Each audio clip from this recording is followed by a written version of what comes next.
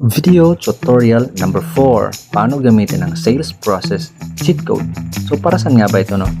From the word cheat code, so kodigo ito ng mga ahente para sa kanilang reply system, pag follow up, at ano ang mga dapat na sinasabi pag ikaw may kliyente, para hindi pa ulit-ulit, lalo na yung mag-type, nakakapagod yun. So dito provided na yung script, kakopy mo na lang at send. So pwede mong pindutin yan or yung nasa baba sa navigation bar yung process. So pipili ka muna kung ano yung type ng pipeline, kung sa project selling ba or Roland's. For example, Roland at residential land kanilang bibilihin. So investor ba siya or family, for example.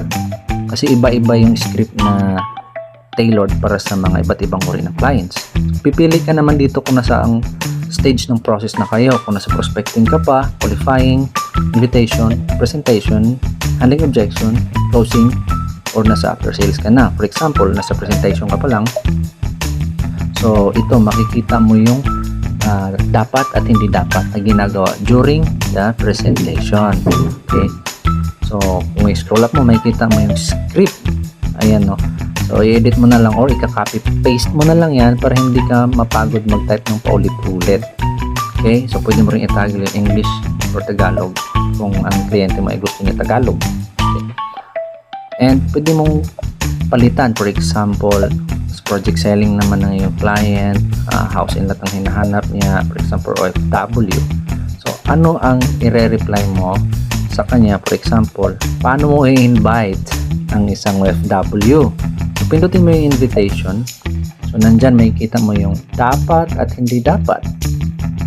So ayan yung script. Pwede mo rin yung palitan kung English or Tagalog. Kakopy mo na lang, So hindi nakakapagod yung paulit-ulit mag-type at hindi isa lang yung script mo. Paiba-iba rin syempre, depende sa yung client at professional pa rin ang dating. Now kung nakikita niyo sa baba, so pag nag-reply kasi dyan sa unang script mo, ito naman yung pang-reply ulit sa i-reply niya sa'yo. So available naman yung script na yan sa pro mode. So ganun lang po kasimple yung ating sales process cheat code. So ginawa talaga yan para hindi na mapagod yung paulit-ulit na ginagawa natin sa real estate. At yung iba naman na bago pa lang, hindi alam ano yung i-reply sa iba't ibang uri ng clients, ito na yung tools para sa inyo. Libre po ito kahit free user lang.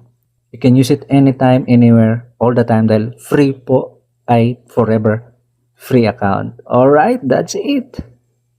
Happy selling!